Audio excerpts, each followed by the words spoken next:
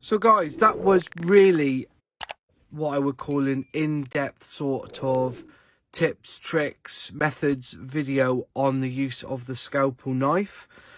I hope you enjoyed it. I hope you've come away with knowing something new and you found yourself a new way of protecting yourself when you actually use these blades, whether you are cutting out decals, whether you're cutting sprues, whether you're just using it for scraping off to make a finish, a nice finish on an edge. And then I've also shown you some really good ways of replacing your blades and loading blades and taking off blades and disposing of blades from the handle.